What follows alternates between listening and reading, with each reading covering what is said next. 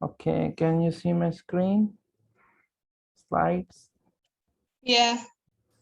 Okay.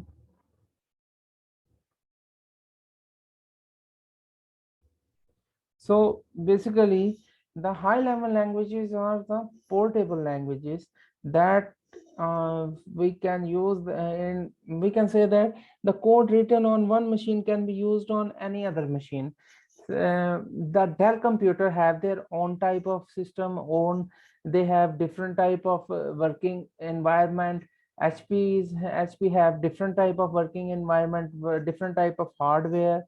Okay, IBM have different, Apple have different environment. Because you what kind of phone you are using right now? Which company?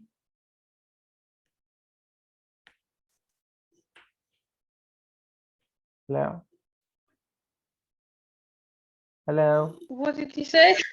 I said that what kind of a smartphone you are using right now? Which model or company? Samsung. Samsung. Okay, Samsung is Android based smartphone, is it? Yeah. Yes. Okay, you cannot install iPhone's application on Samsung devices. The main point of my discussion is that you are using Samsung phone, which is Android, which has Android based operating system. It cannot install any software that is written in iPhone based language, that is Objective C.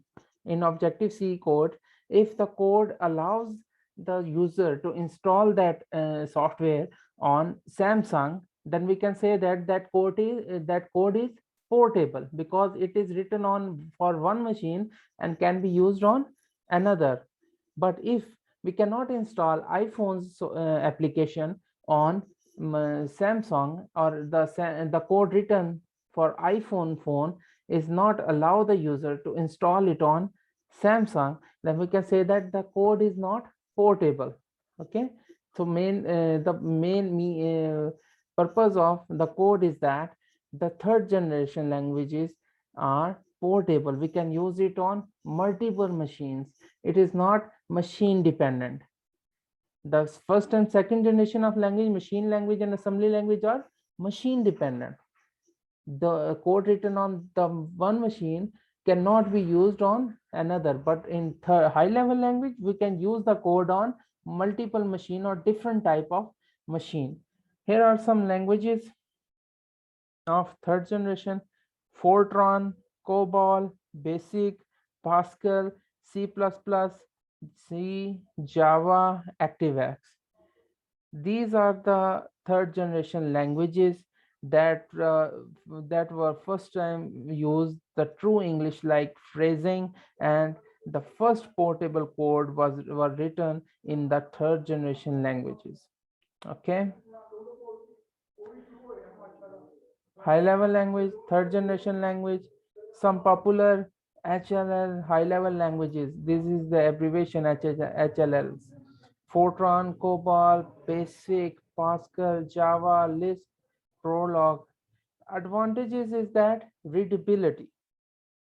Readability. How can you describe that word, readability?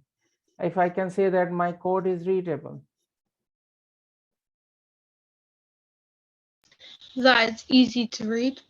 Easy to read because it has phrases that is more like English language.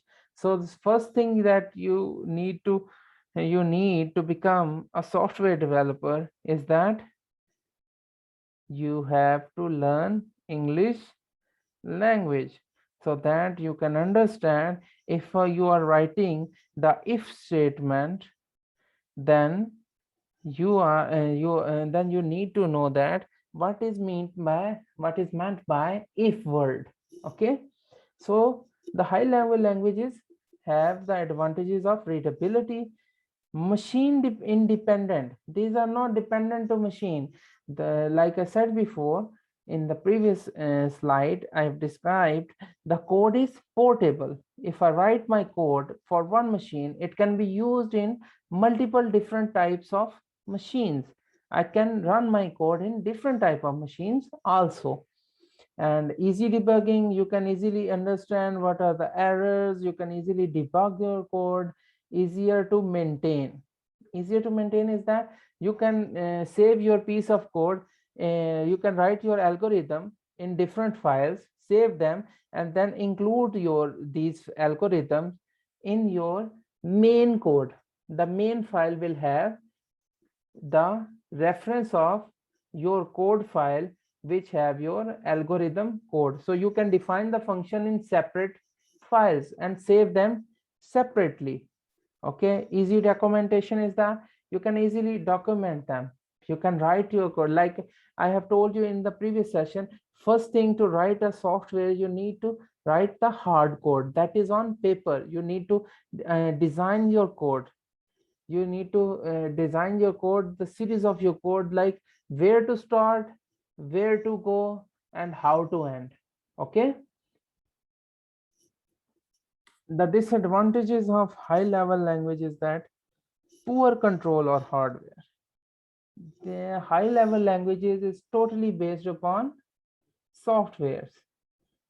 Okay, these are the languages which only interact with the operating system and less efficient in a sense. These are less efficient is that if you miss a simple point or simple semicolon in your code will stop right there. Your code will give you an error like you have missed something.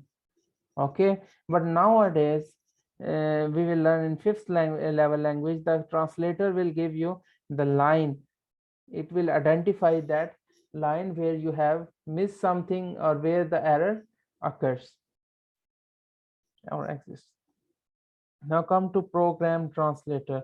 There are three translators: assembler, compiler, interpreter. Okay, first is compiler. A compiler basically, have you ever heard that word before? Compiler. What is a compiler?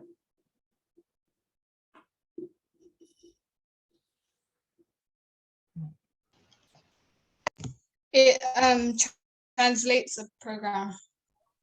Okay, if I said word compile instead of compiler.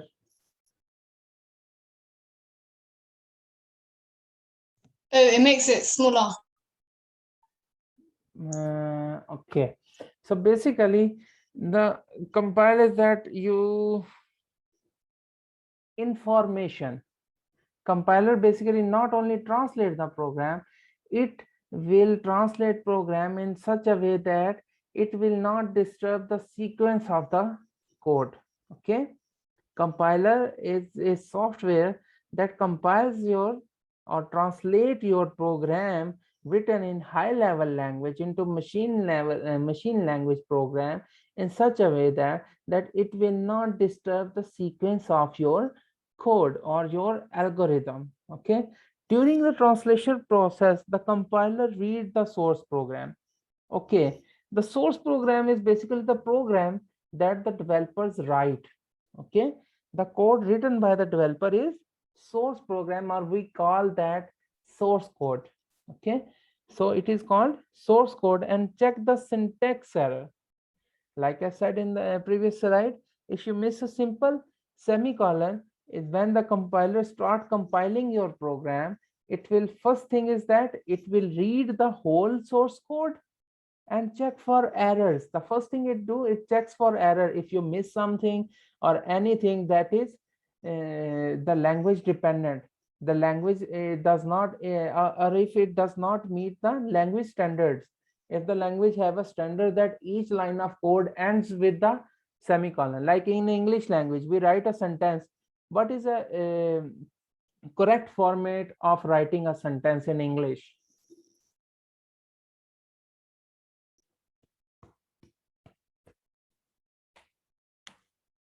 Hello. What was the question? The question is that what is the correct way of writing a sentence in English language? Huh?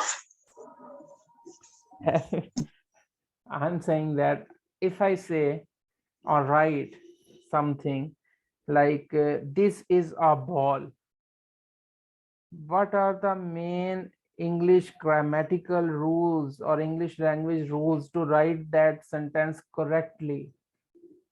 How it ends, how it begins? You have to spell it correctly. First thing is spell it correctly. Then Start with a capital letter. the first one, okay, start with the capital letter. End with Correct punctuation. Yeah, and with punctuation, or you can say the full stop. Okay, so this is a basically a syntax of English language. Okay, we can call that syntax of English language. So every computer language has its own syntax. That's why there are multiple developers. Java developer have different style of coding, C++ developer have different style of coding, HTML, CSS, or we can say web developer have different style of coding. So every language have its own syntax, or you can say have its standard. So in C++, we can say that the standard procedure is that you end the line of code with the semicolon. Okay, so semicolon is basically the main thing that you cannot miss in that. So the compiler start reading the source program and check for syntax error. If you miss something, or something is not according to the syntax of C++, or you are some different languages developer, and you are start developing this in some certain language, and you use the previous languages code in it, so it will point out to that error. In case of any errors, the compiler will not create the object code. What was the object code?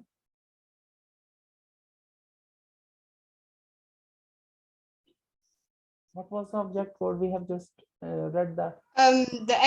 The end result after you've compiled the code. Basically machine code. The after conversion machine code is the object code. Okay, if there is any error, syntax error, okay, the first thing is that syntax error. The second thing is that logical error. Okay, logical error comes when you see the output. You did not get your desired output. You can say that you have logical error. And if you have missed something while writing the code, in your code you have missed something or missed some standard of that particular language, then you can say that it is a syntax error. Okay, so if you have any error that is syntax error, the compiler will not create your object code until all the errors are rectified. It will give you all the list of the errors, on which line you have missed something, or on which line you have you wrote the code on some line which is not according to the syntax of that language. You have to correct that error. Okay, when you correct all those errors, then the compiler will compile again and convert your code into the object code. Once the object code is formed, once the program has been compiled, the result of machine code is saved separately. We have already discussed that the code consists of two parts, opcode and operand. Machine code, when it converts everything into machine code, it goes to the operand and save it into the memory spaces, memory location, and is saved separately and can be run on its own at any time. That machine code will be saved on the memory and can be run on its own. You can call that just by the reference of memory. You can call that program and it will start running again. You do not have to perform compilation again. Okay, like we are using this Zoom software. It has some code behind. Okay, when I first start the setup of Zoom that installs my program, it converts the object code, it converts into the object code, and that object code is saved in my hard drive's memory. And whenever I click on Zoom to open that, it will go to that memory and fetch that object code, that machine code, and run Zoom. Okay, so basically it will run on its own. It does not need to compile again and again to give me some output. Okay, but if the source code is modified, if I write my code in such a way that I need to compile my code again and again to get the output, then it is necessary to recompile the program again to reflect the changes. Like I write a code and I get the output, but I do not want something inside my code to show in the process of processing or in the form of output. Then I again change my code. Then whenever I made some changes inside my code, I need to recompile that code. That's why we have versions system. Whenever you install something like WhatsApp, you have the latest version right now of WhatsApp. When you install WhatsApp, it will simply install on your mobile or your computer also. It will save the machine code. Okay, but when the developer changes something in WhatsApp, like it add new feature in it, the developer recompile and then add the setup to the Google Play Store, where you can install, where you can get the prompt information or notification that new update is available for WhatsApp. It means that there is some modification in the source code of WhatsApp, and you need to install again to get the new feature. Okay, so whenever there has been a modification in the source code, it is necessary to recompile program again to reflect the changes. Here is a diagram of the compiler work. High level language source code goes to compiler. Compiler then turn it to targeted language program, that is machine code and error messages.